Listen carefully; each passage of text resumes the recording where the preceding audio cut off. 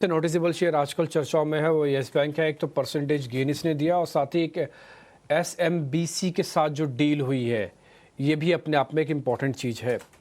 इन्हीं सभी मुद्दों पर बातचीत की है यस बैंक के MD and CEO Prashant Kumar से हमारे सहयोगी अंकुर मिश्रा ने। आइए एक बार इस चर्चा को आप भी सुन लीजिए। एसएमबीसी के साथ जो डील हुई उसका क्या मायने है, क्या इम्पैक्ट है और मैनेजमेंट आगे की रूपरेखा क्या रख रहा है।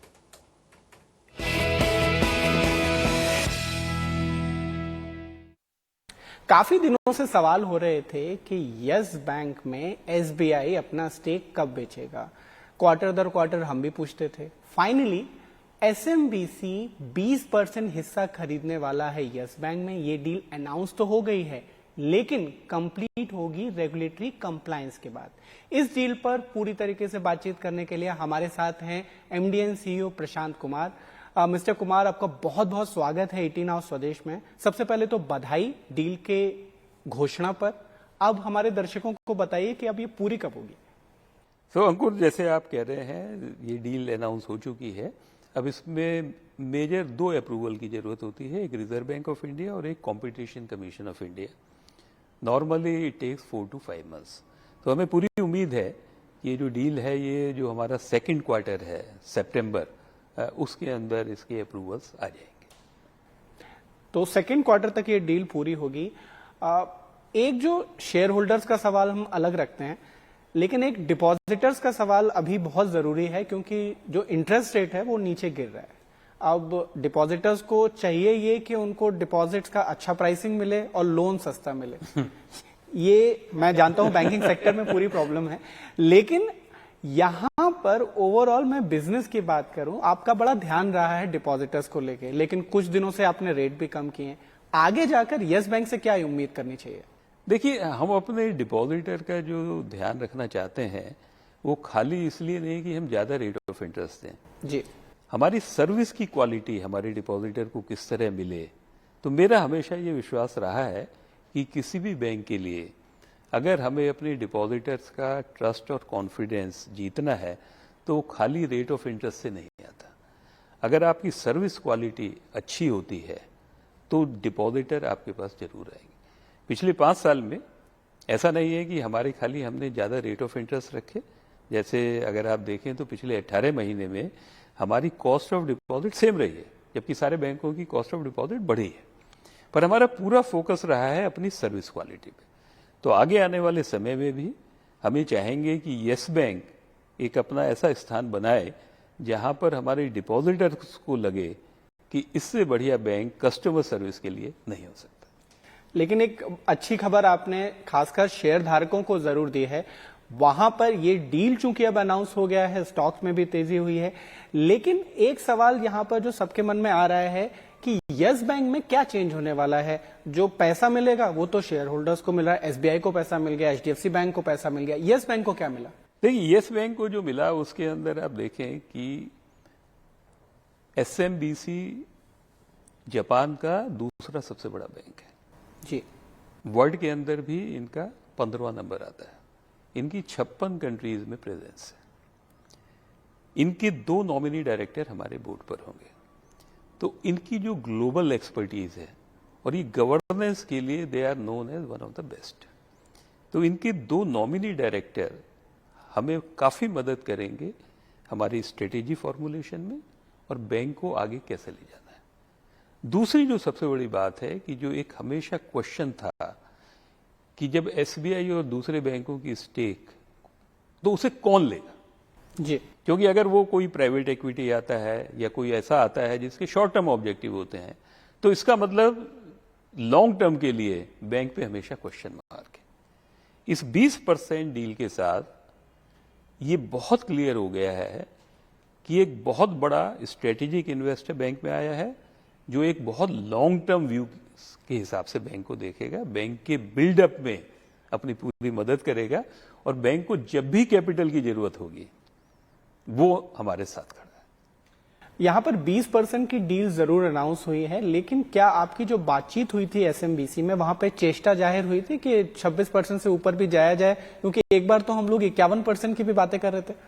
देखिए, न्यूज़पेपर में मैं भी न्यूज़पेपर पढ़ता हूँ, बहुत सारी बातें होती हैं। पर ये सब स्ट्रेटेजिक कॉल जो है वो एसएमबीसी को लेनी पड़ेगी। पर आज की डेट में 20% इन्वेस्टमेंट से वो हमारे सबसे बड़े शेयर होल्डर बन जाते हैं, जो कि एक बहुत ही सिग्निफिकेंट ट्रांजैक्शन है बैंक के लिए। और आगे जाके क्या दरवाजा खुला है, अगर चाहें तो वो बढ़ोतरी हो सकती है? देखिए, ये एक ऐसी चीज है जिसका मैं आज जवाब नहीं दे सकता। ये उनकी इंटेंशन, क्या उनकी स्ट्रेटेजी है, and how this would be seen by regulator. तो ये एक चीज जो है ये आगे फ्यूचर में किस तरह रोल आउट होगी वो देखना पड़ेगा। एक आखिरी सवाल मैं आपसे समझना चाहूंगा कि बड़ी बातें हो रही हैं, बैंक की री रेटिंग होने वाली है, इसको जरा आप समझाइए कि ये जो डील हो गई है इसके बाद बैंक को कैसे हेल्प मिलेगी, और बैंक को हेल्प मिलेगी तभी तो आरओए सुधरेगा। आपने ऑलरेडी 1% के एग्जिट का गाइडेंस दिया हुआ है इस साल का, क्या अब उससे बेहतर परफॉर्मेंस होगा? नहीं, देखिए, जब तक ये डील होगी तब तक दूसरा क्वार्टर खत्म होने पे होगा। हर चीज को थोड़ा सा समय लगता है, पर डेफिनेटली अगले आने वाले समय में जो हम उम्मीद कर रहे थे कि 5 साल में हम 1.5% आरओए को पहुंचेंगे, उसमें डेफिनेटली जो स्पीड है वो एक्सेलरेट होगी। ओके। और जहां तक हमारी री रेटिंग की बात है, री रेटिंग के बाद बहुत सारी बिजनेस अपॉर्चुनिटीज बैंक के लिए आ जाती हैं। क्या अंतर्राष्ट्रीय शाखाओं में कुछ बढ़ोतरी होने वाली है? ये बहुत अर्ली है।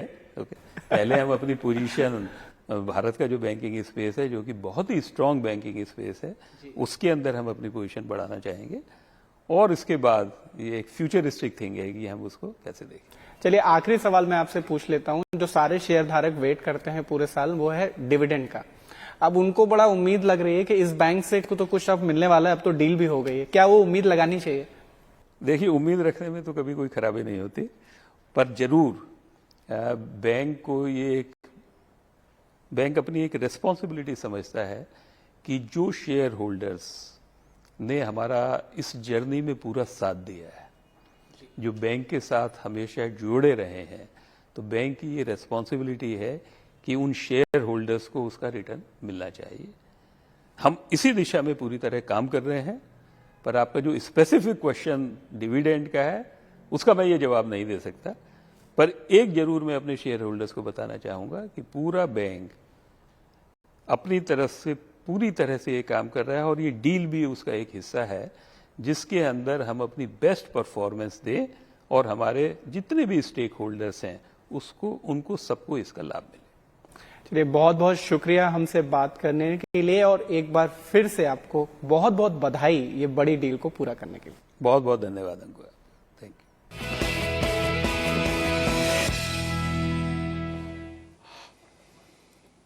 ये पूरी चर्चा को आपने सुन लिया, जो कि हमारे सहयोगी अंकुर के साथ हो रही थी। एमडी एंड सीईओ थे अब प्रशांत कुमार येस बैंक के, वो आपको सारी डिटेल बता रहे थे। शेयर्स का एक टेक्निकल चेक भी ले ले, और क्योंकि 24 का एक इम्पॉर्टेंट रेजिस्टेंस है। एक बार कुणाल 24 का रेजिस्टेंस पार हो जाएगा येस बैंक का, जरा ये भी चेक कर लो और फिर बता दो आगे की जर्नी कैसे हो सकती है। वेल डिम्पी जी, यस 24 के अराउंड एक स्ट्रॉन्ग रेजिस्टेंस है। जिस दिन ये काउंटर 24 का रेजिस्टेंस ब्रेक करेगा, अच्छी खासी रैली आपको यहाँ पे देखने को मिल सकती है। एंड 24 ब्रेक होने के बाद जो पहला टारगेट आपको देखने को मिलेगा वो 35 है।